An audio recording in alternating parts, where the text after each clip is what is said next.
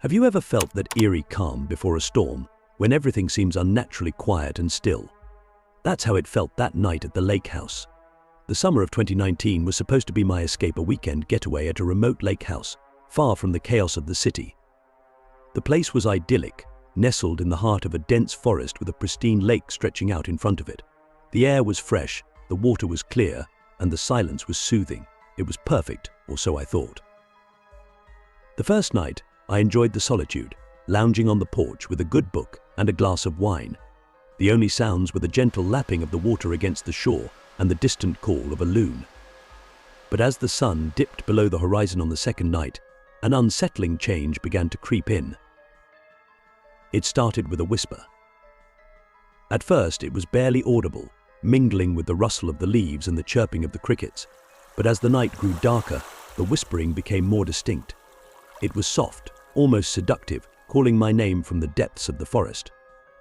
I tried to ignore it, convincing myself it was just the whispers persisted, or perhaps my imagination and playing tricks on me. My curiosity got the better of me, and I grabbed a flashlight to investigate. The beam of light cut through the darkness, illuminating the narrow path that led into the woods. As I walked, the trees seemed to close in around me, their branches like skeletal hands reaching out to grab me. The whispers guided me deeper into the forest, and the air grew colder with each step.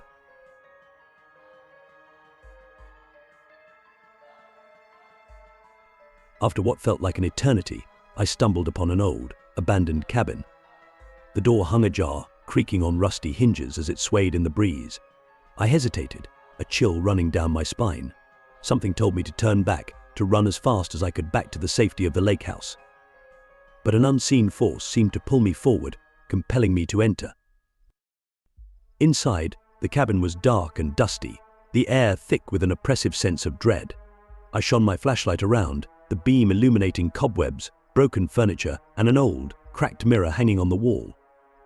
As I approached the mirror, I saw something that made my blood run cold. In the reflection, there was a figure standing behind me, its face obscured by shadows. I spun around, but there was no one there. When I looked back at the mirror, the figure was gone, replaced by a handwritten message that read, "Leave now." Panic surged through me, and I bolted out of the cabin, my heart pounding in my chest. I raced back to the lake house, the whispers now following me, growing louder and more frantic. I slammed the door shut behind me and locked it, my breath coming in ragged gasps. But the whispers didn't stop. They grew louder, filling the room with their eerie, disembodied voices. Desperate, I searched for something, anything that could help me. In a drawer, I found an old journal, its pages yellowed with age. It belonged to the previous owner of the lake house, and as I flipped through the pages, I discovered a series of disturbing entries. The owner wrote about hearing whispers, seeing shadowy figures, and experiencing strange occurrences in the woods. The final entry was scrawled in a frantic hand, describing a horrifying encounter with a malevolent spirit that had driven them to the brink of madness. As I read the journal, the whispers grew louder, almost deafening. I felt a cold presence in the room, and when I looked up, I saw the same figure from the mirror, standing in the corner, its eyes glowing with a malevolent light. It began to move towards me, its form shifting and twisting in the darkness.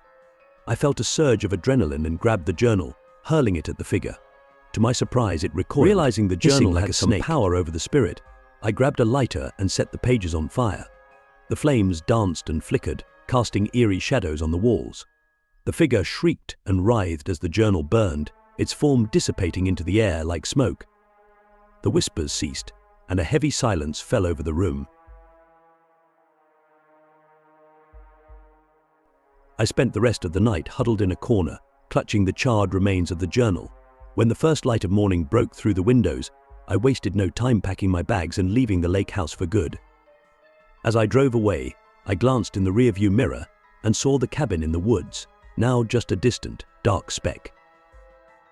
To this day, I can still hear the whispers in my nightmares, calling my name from the depths of the forest, and I know that whatever haunted that lake house is still out there, waiting for its next victim.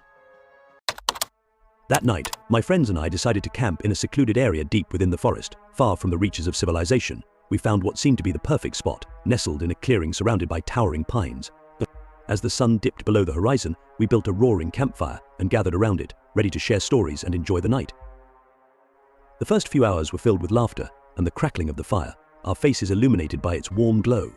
We roasted marshmallows, told silly ghost stories, and soaked in the tranquility of the forest. But as the night wore on, a strange feeling began to settle over us, a sense of being watched. It was subtle at first, an occasional rustle in the underbrush, the snap of a twig, but it grew harder to ignore. Suddenly, a figure appeared at the edge of our campfire's light. He was tall and gaunt, with hollow eyes that seemed to pierce through the darkness. He wore a tattered coat and had an unsettling smile that never reached his eyes. Without a word, he stepped closer, his presence casting a chill over our group.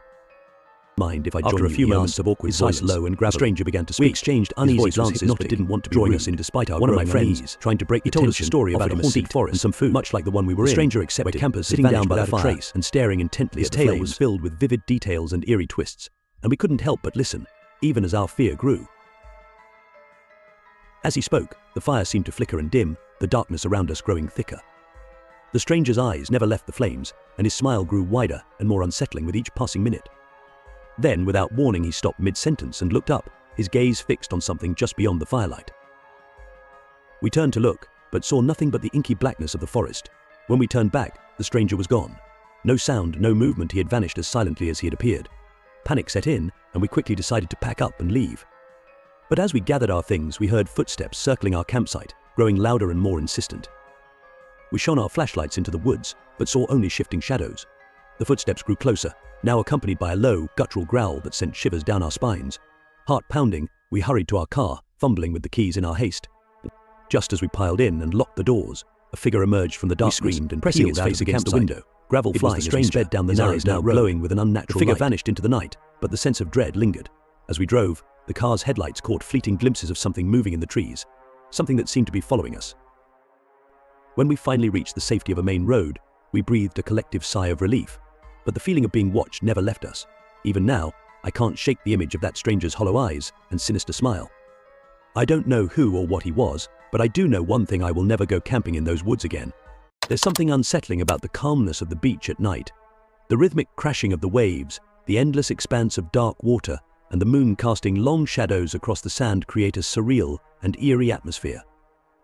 Last summer, I was invited to a beach house party by some friends. The house was perched right on the shore, its large windows offering a stunning view of the ocean. It was supposed to be a fun and carefree night, filled with laughter, music, and the company of good friends. But it turned into something far more sinister. The party was in full swing. The house was alive with the sound of laughter and music, the air thick with the scent of grilled food and salty sea breeze. Feeling a bit overwhelmed by the noise and crowd, I decided to take a quiet walk along the beach. The sand was cool beneath my feet, and the waves gently lapped at the shore. The moon was full, casting a silver glow over the landscape. As I strolled along the shoreline, I noticed a solitary figure standing near the water's edge. The figure was still, almost statue-like, and dressed in what appeared to be a long, flowing dress that fluttered in the breeze.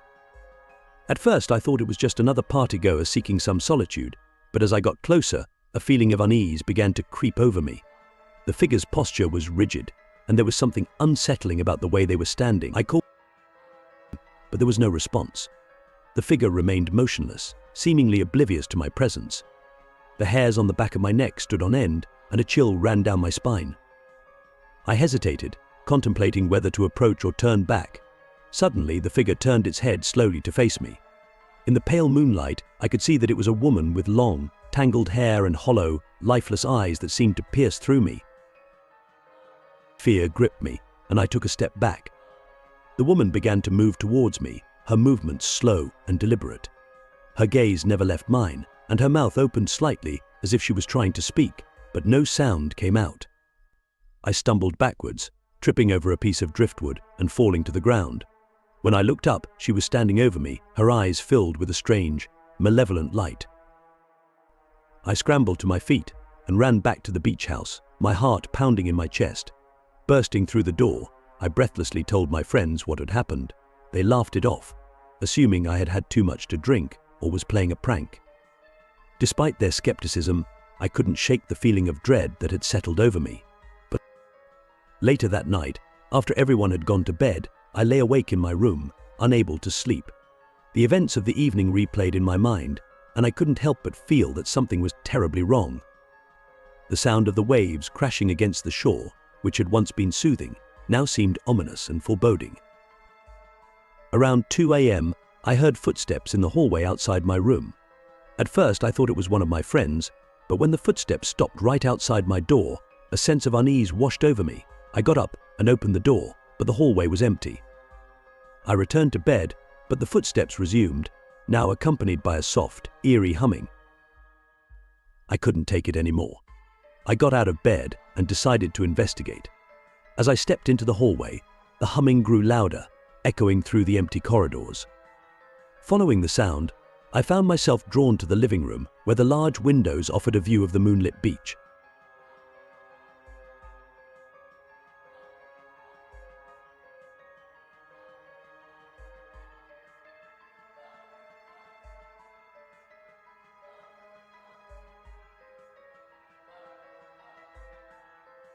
Standing in front of the windows was the same woman I had seen on the beach.